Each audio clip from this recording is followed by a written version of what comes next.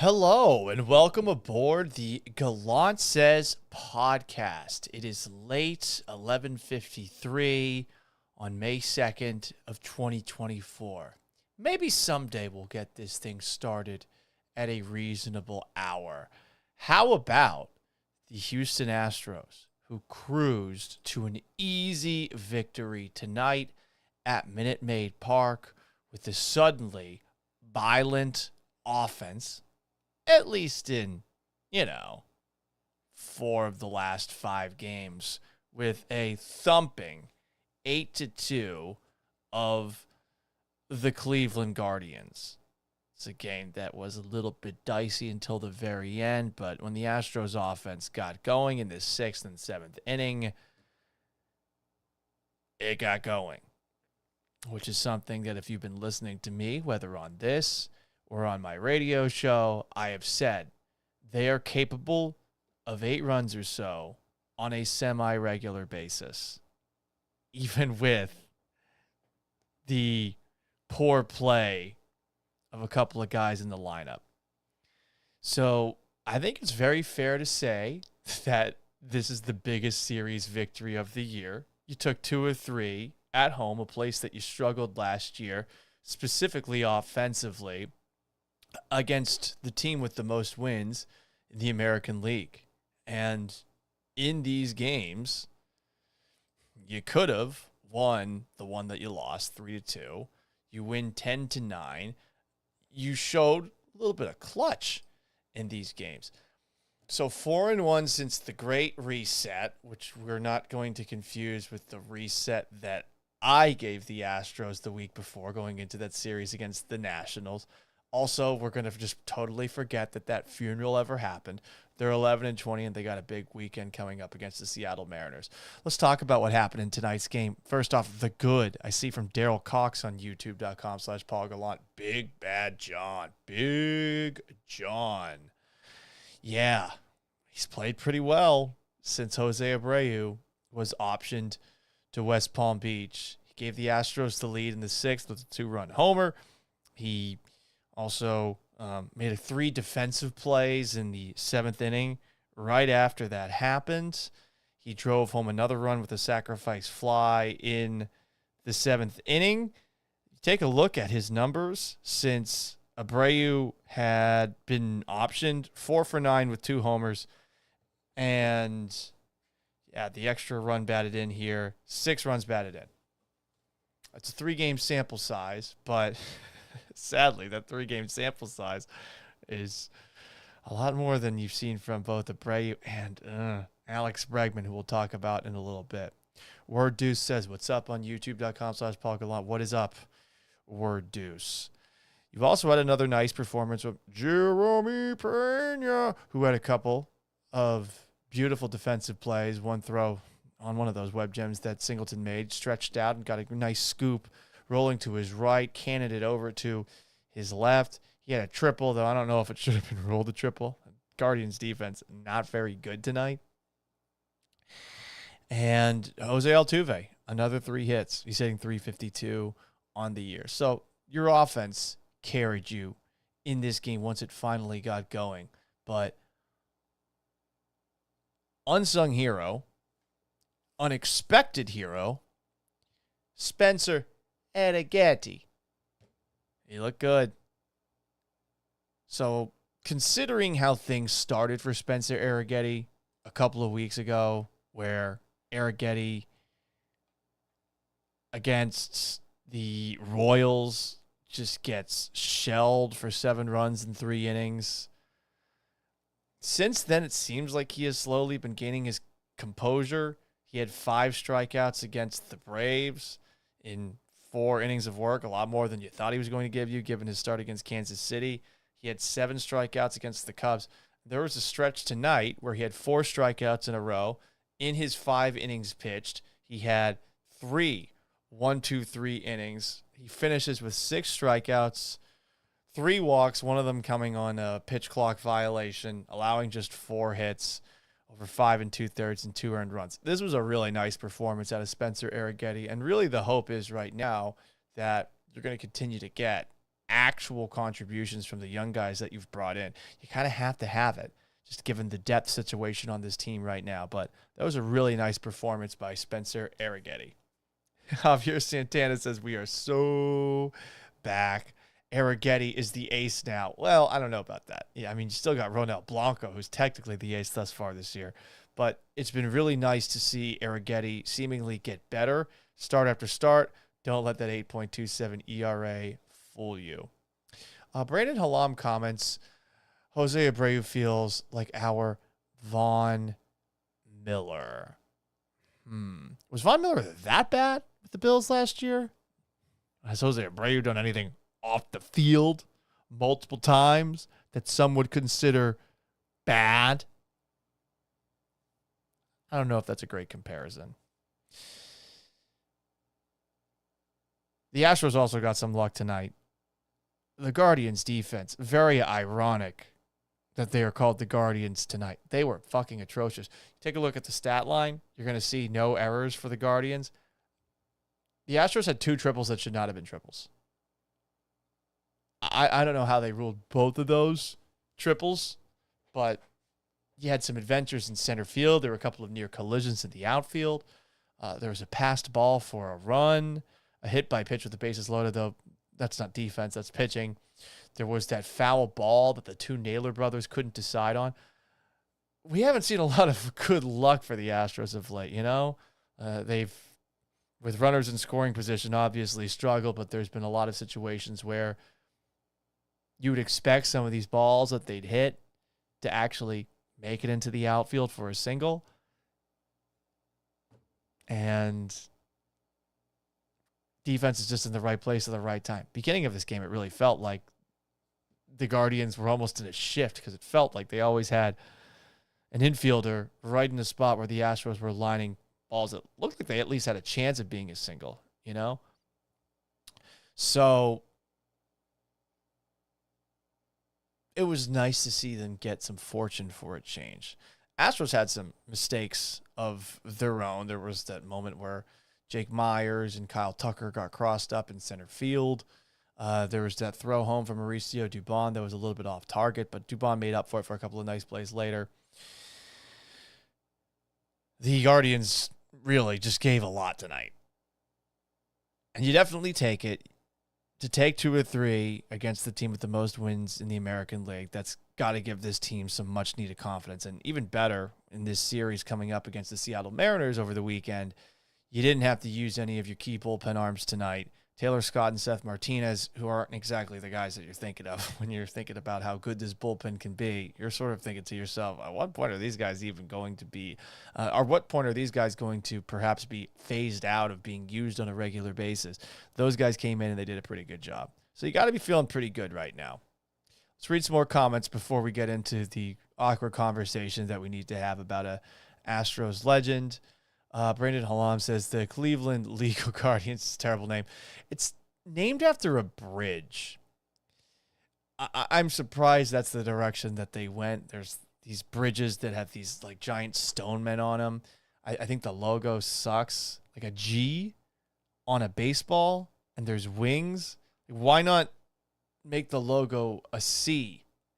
Why a G? I don't understand these teams that will have for their logo the letter of not the city, but the first letter of the nickname. It doesn't make any sense to me. I guess it kind of looks like a C, the G, but it's not. It's a G. It's a terrible logo. Not a great nickname. Raymond Solis says, what's up? What's up, Raymond?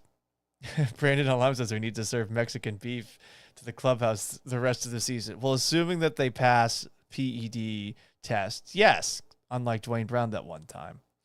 Wow, Spartacus is saying that he loves the rise of John Singleton. I mean, who doesn't?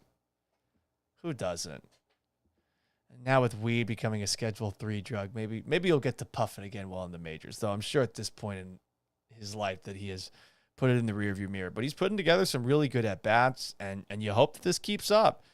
Because he had a couple of moments last year, but I think they came in the same game. The game where he hit the 2 home runs, and then the walk that he drew that led up to Altuve's home run against the Rangers in Game 5 of the ALCS.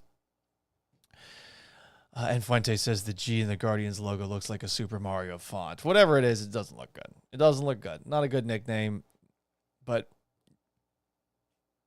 whatever, you know.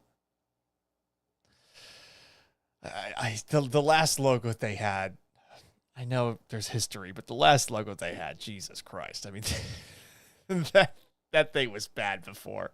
So I suppose I should pat them on the back for changing it up. Brandon Halam asks if Blake Snell is injured already. I think he's not pitching very well. I can look this up on the fly. Let's see. Blake Snell. Yeah. He's, I think, in the midst of rehab for some sort of injury. That's what I'm seeing for headlines. Someone saying he's on a vengeance to come back and prove that he is the Cy Young winner. Okay. But look, I think we're getting closer and closer to the point where the Astros' injuries aren't really that much of an obstacle. But there is an obstacle right now in their lineup, and they've got to do something about it. Tonight, I think, was the final straw for a lot of Astros fans. Alex Bregman didn't just pop up once. He popped up twice with runners in scoring position and less than 2 outs. I mean, hit the ball to the outfield, then move the runners up a base. Hit the ball on the ground so that maybe these runners can advance. Popping it up twice, and he's popping it up a lot this year. 2 of the at-bats that he had early in this game really killed potential huge rallies for the Astros. 2. And, of course, things got better as the game went along. But bottom of the 3rd inning, after Altuve reached on an infield single with Mauricio Dubon on second and John Singleton on third, Bregman pops up. I mean, I suppose if he grounds out to the wrong spot, it could be a double play or there's a forced play at home. But get the ball in the air to the outfield and give yourself a chance to score another run. This has been a huge problem for you. You guys can't score with runners in scoring position. You can't hit with runners in scoring position.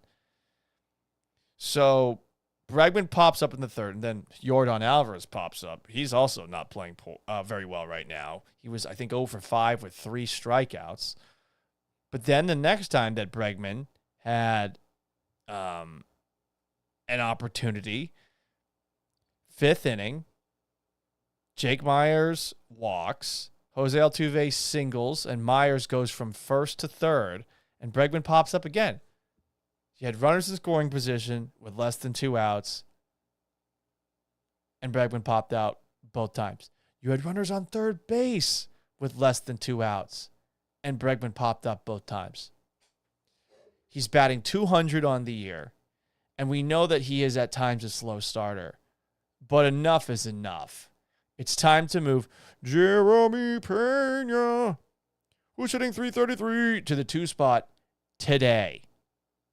He's been in the 2 spot before with Dusty Baker, putting the lineups together, and it worked out pretty well. Sure, that playoff stretch that he had in 2022 was maybe the best stretch of his career and maybe will be the best stretch of his career.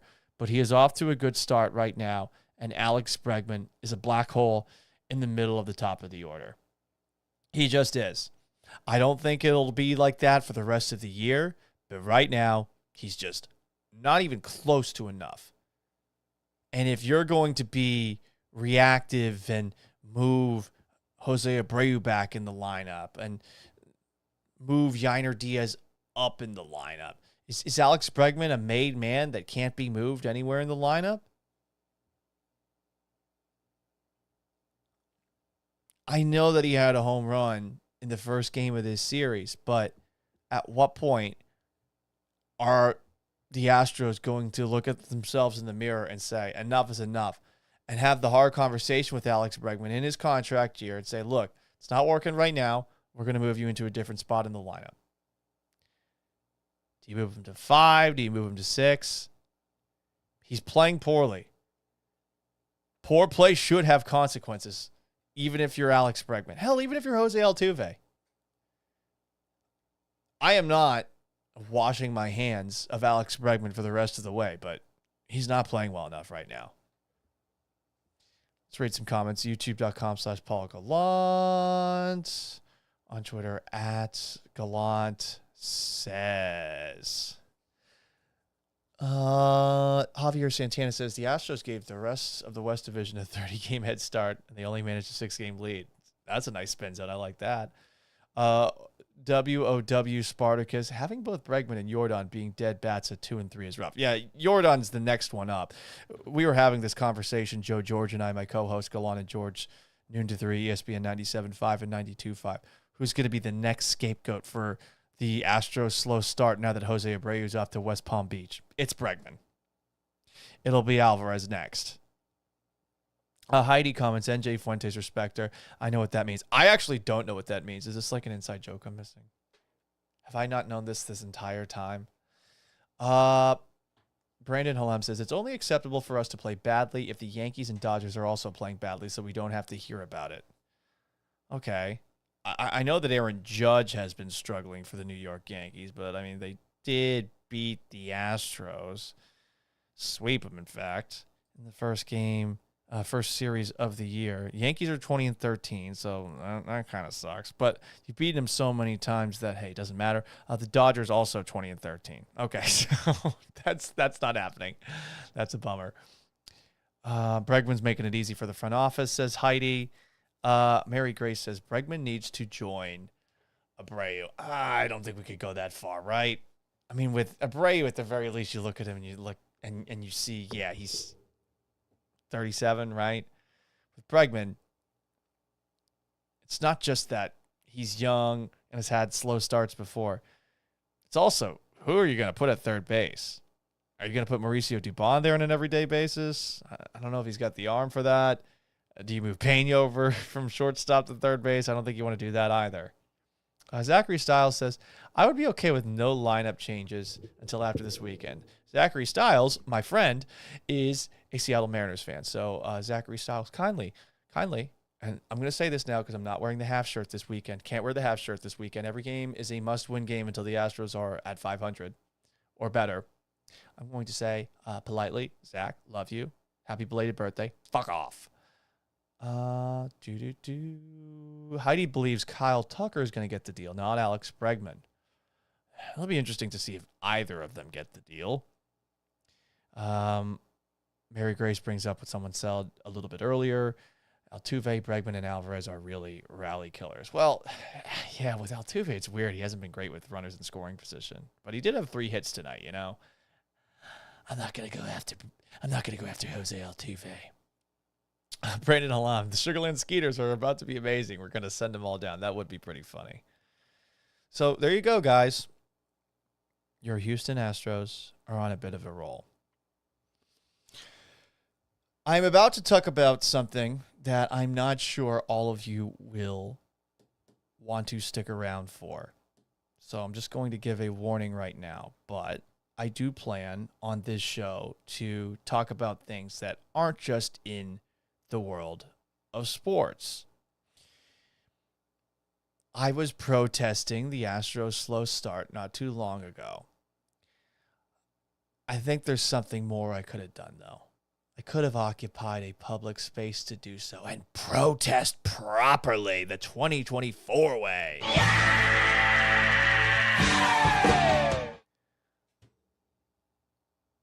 Over the next couple of shows, we're going to talk about what's going on across the United States of America. I want to start by saying something that's going to sound cynical and depressing. But I've never truly understood the point of a protest.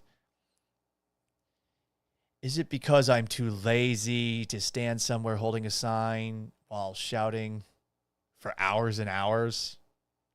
A little bit. But it's more so that I believe it's rare that a protest creates change. This is a me view. I'm not saying it's pointless, so stop doing it, because the First Amendment of the Constitution guarantees that we have an ability to do it. Congress shall make no law respecting an establishment of religion or prohibiting the free exercise thereof, or abridging the freedom of speech or of the press or of the right of the people to peaceably assemble and to petition the government for a redress of grievances. There are rules to it.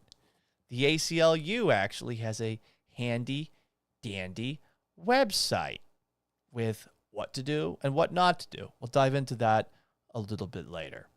So you can do it. But I think it's rare that a protest accomplishes anything unless there's violence. Take the OG American protest gone wrong, the Boston Massacre, March 5th of 1770. 5 American colonists got shot when a bunch of, let's be honest, angry massholes started jeering, talking shit to, and eventually throwing things at British soldiers who, I bet, were scared out of their minds in that moment. John Adams, if you've watched the HBO show, actually defended these guys in court and defended them successfully. It's a moment in time that I imagine the British want back, because it did lead to the escalation of tension between the colonies and England, and the rest is history. Now we're our own country. But a protest is probably unlikely to accomplish something unless there's some sort of violence. And we're talking about a very specific type of violence here, because doing it to yourself is really 1960s, right?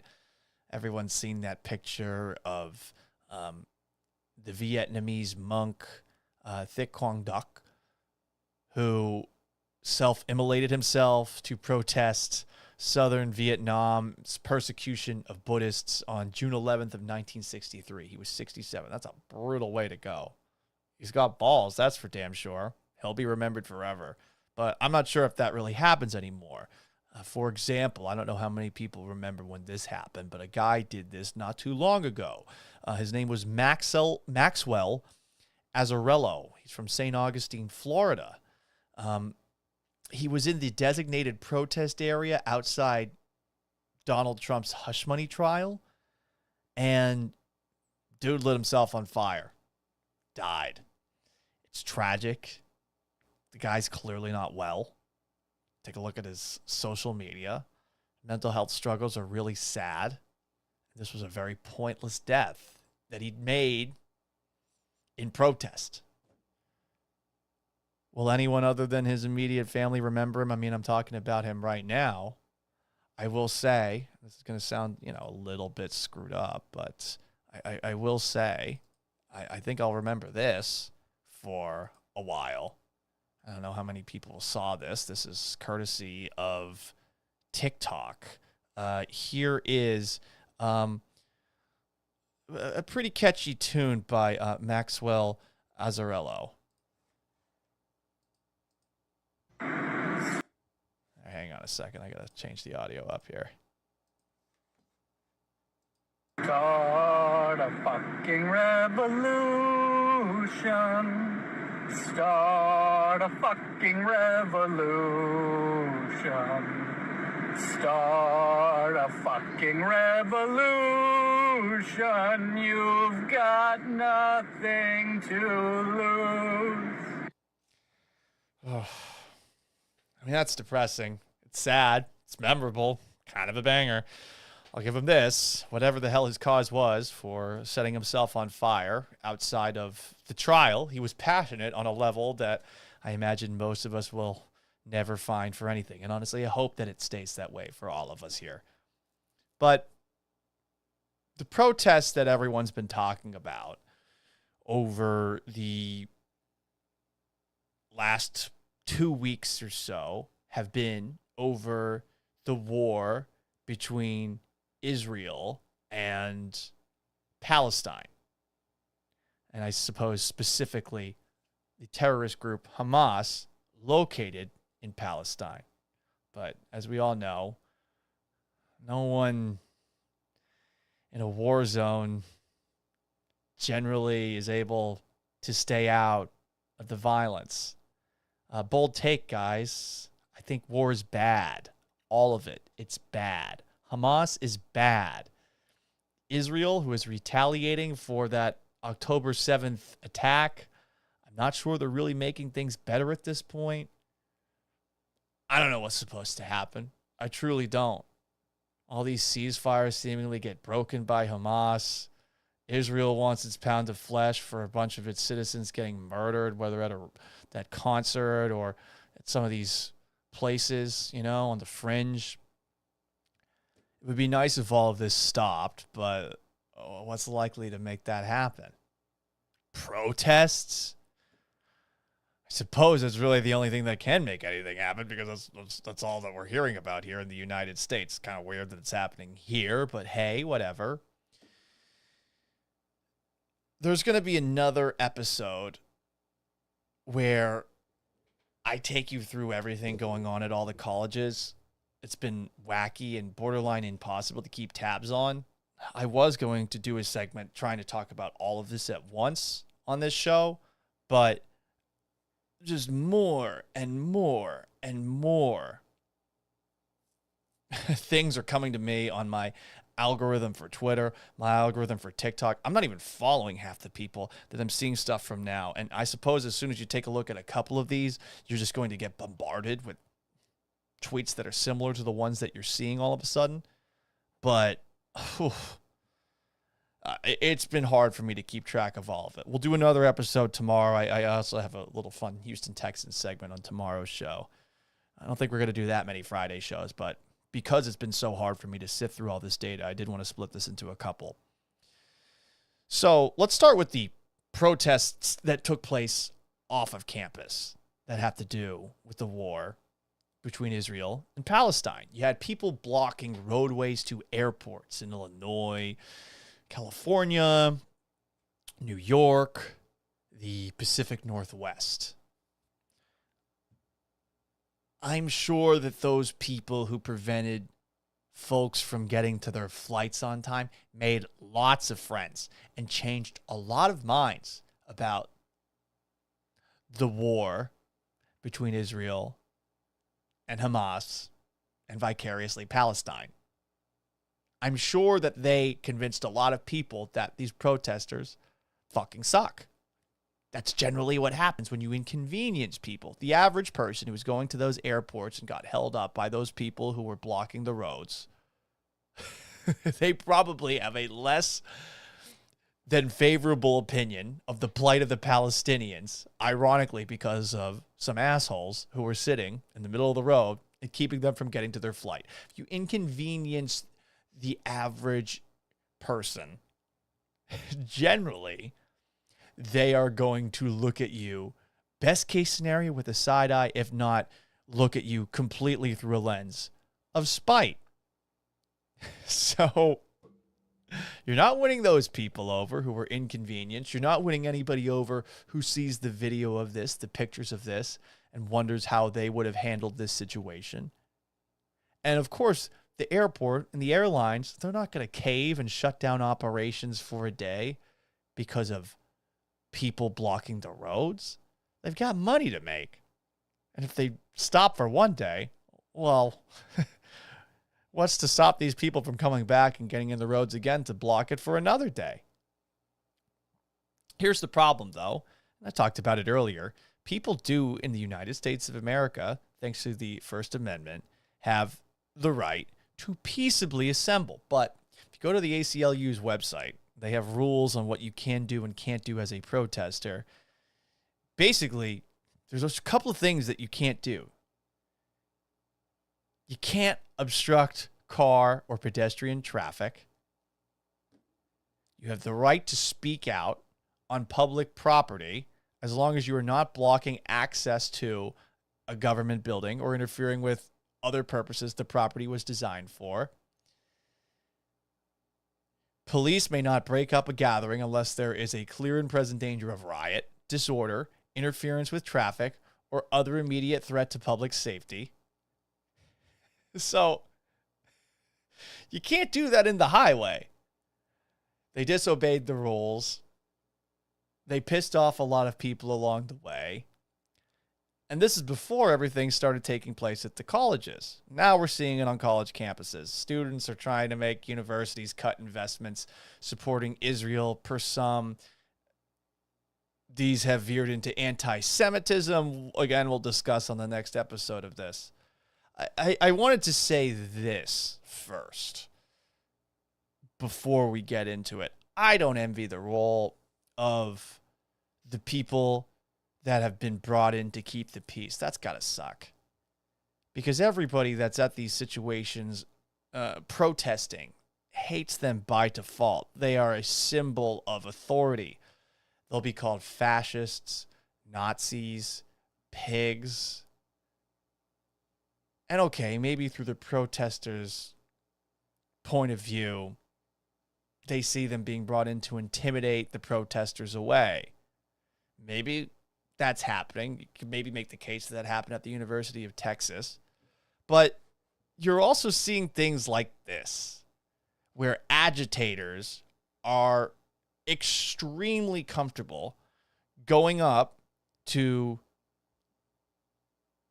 law enforcement and doing shit like this. I don't know if you guys saw this, but here's an interaction between a protester and I believe this is Austin City Police. You're a cop. Get the fuck out of here. Get the fuck off campus. Get the fuck out of here. You're a disappointment. The other service. Fuck you. You're fucking curious. I didn't touch the shit, sir. So fuck you. I can say that behind your fucking your fucking free speech, sir. So fuck tonight off. Fuck right off, too. Get the fuck off campus. You're a fucking huge disappointment. Thank you for your support. I mean, that's remarkable patience. Thank you for your support at the very end. And look, the guy didn't do anything wrong, per se, right? He used his right to free speech and spoke to law enforcement in a pretty violent, aggressive way. Because he was probably trying to start something.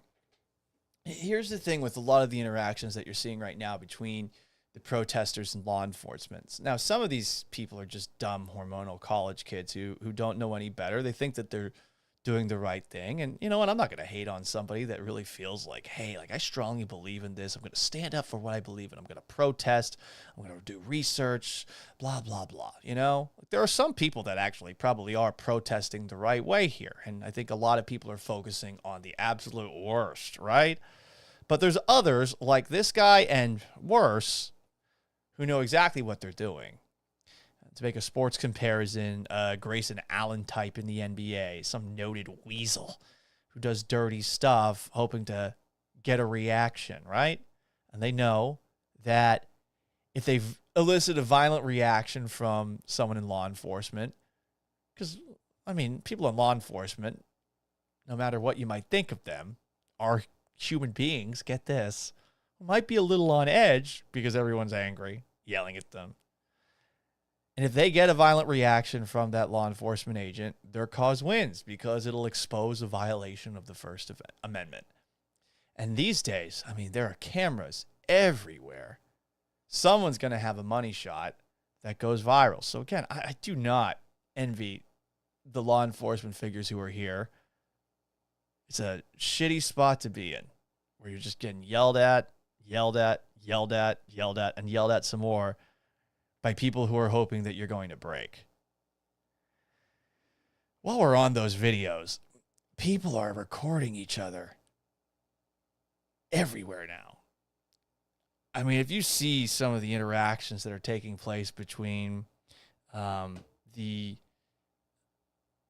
people who are occupying space on campus and Jewish people or frat people, you're just seeing people holding up phones and they're clipping videos to make their side look better ultimately. I'm going to show you a couple of videos here where I'm honestly not really sure what happened, because there are so many different people that are posting videos, but they're different clips and they can all be spun in a different way to support one side or the other. Here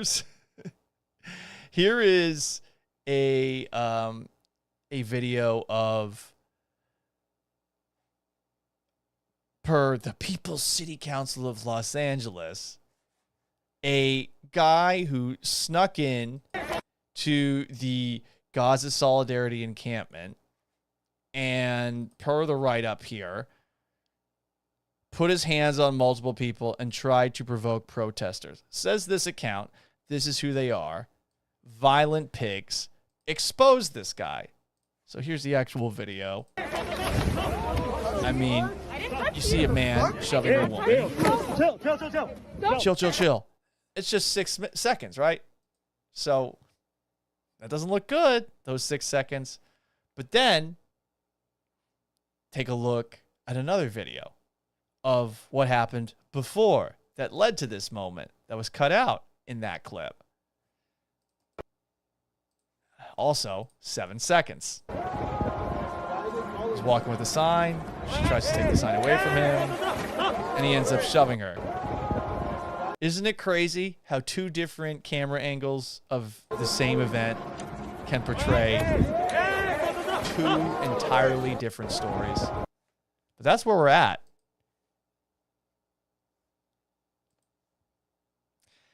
I saw another exchange between 2 people, and this is more of the eye roll variant.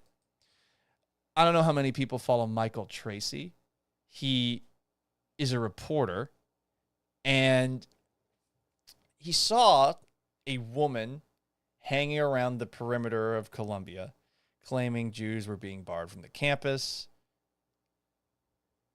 and also trying to say that the New York Police Department is anti-Semitic. And here's the actual picture from Michael Tracy. And you see her, she's got a camera, and she's recording Michael Tracy, who's taking a picture of her. Everyone's just taking pictures of each other and then posting it to their social media.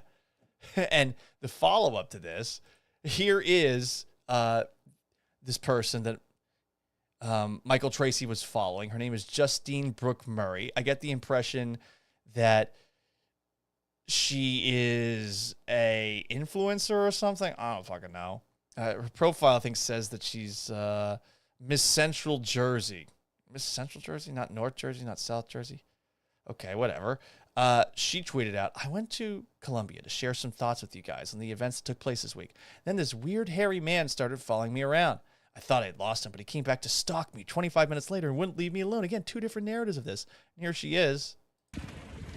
I now know that you claim on your Twitter bio to have been a staffer of some sort for the White House under Donald Trump, which is fine. I don't have a problem with that per se. This guy has been following me for but about now you're claiming to be doxxed and victimized, and you're making a whole scene. So, someone in the comments section is saying, I know Justine, she's a sweetheart. Maybe she is. Again, I don't know. This is why it's so tricky to actually figure out what's going on in some of these interactions. Not all of these interactions. We'll dive into more of it tomorrow, I promise you. But it's just people who are walking around with their phones out. They're taking pictures and taking videos. And there's so many different accounts of the exact same thing. It's really difficult to keep tabs on everything. And look, I'm not acting like this is happening all over the place, but you've also got people going up to the protesters and trying to agitate them so that they look like assholes. Take, for example, something that happened at Northwestern. And again, I don't know who's in the right or who's in the wrong here. I really don't.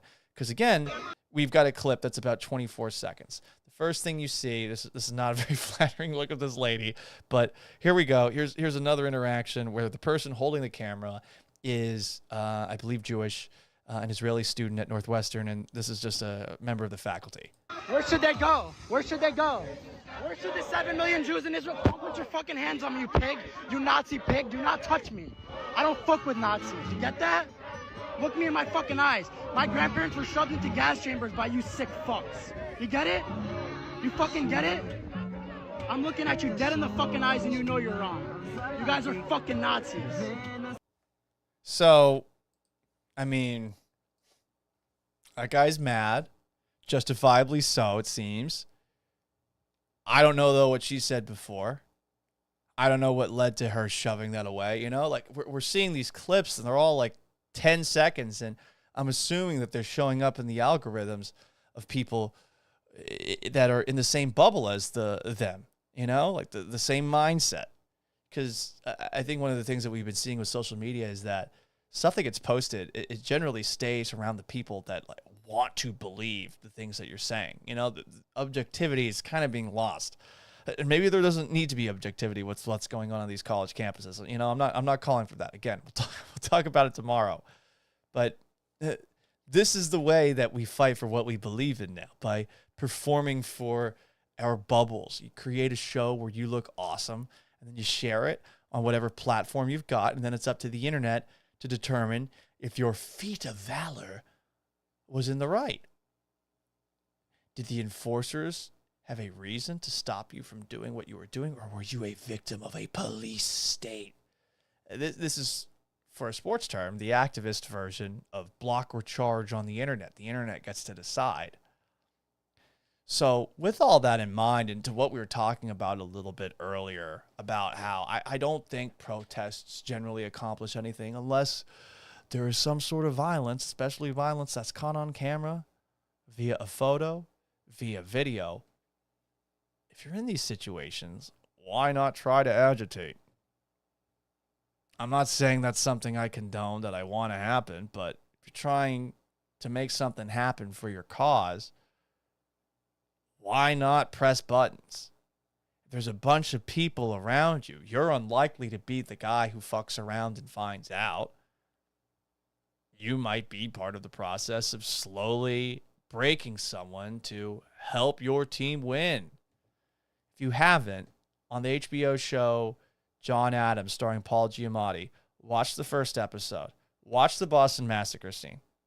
It's really interesting to see the way that they portrayed it. You actually do, to a degree, sympathize with the British soldiers for a second. You obviously don't want anyone to get smoked, you know? But doesn't this win in 2024?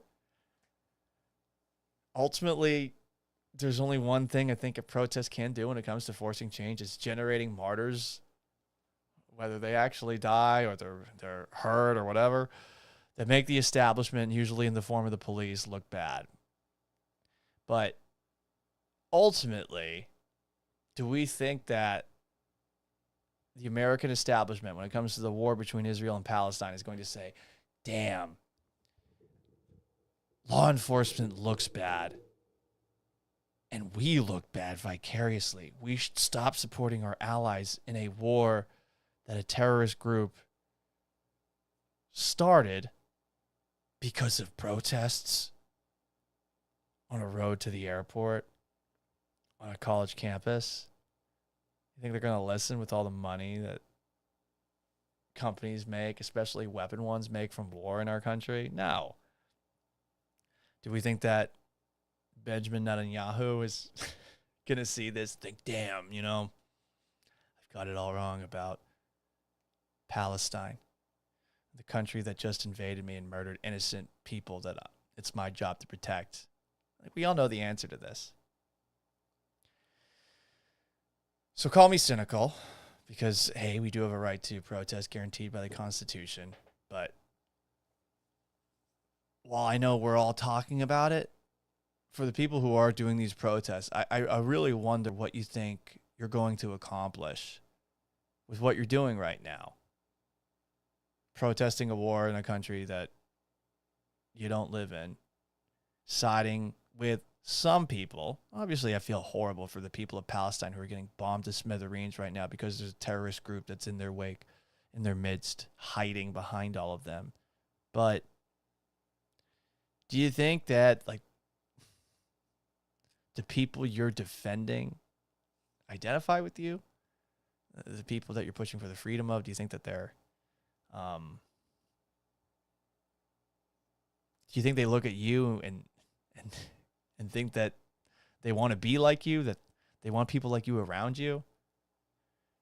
These are just questions I think people should ask themselves. I don't think protests accomplish much. They sure have created a lot of content for people who lean left, who lean right, and certainly has, I think, in a way, divided our country even more than it already is over the last couple of weeks. But I don't think it's actually accomplishing anything good, no matter how noble the intentions of some of these people are. So there you go, guys. Hope you enjoyed that. It's a bit of a spiel. We'll talk about what's actually happening on the college campuses tomorrow. I have a flow chart of everything that's taking place. Holy shit. I think there's like 12 colleges or something like that I have on this list. It's a lot. But I appreciate you guys tuning in as you always do. And I appreciate you listening to me dive into conversations that maybe you weren't expecting, seeing as this video says it's titled to talk about the Houston Astros winning the most important series of the year. But seriously, I appreciate you guys stopping by.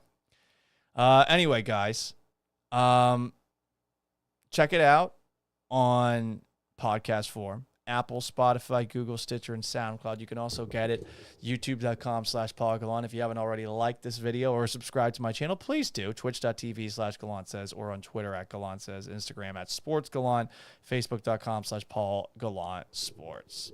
So long. Farewell. Have yourselves a wonderful Thursday. I'll be back at it tomorrow at noon on Gallant and George, which you can hear until 3 on ESPN 97.5 and 92.5. Until then.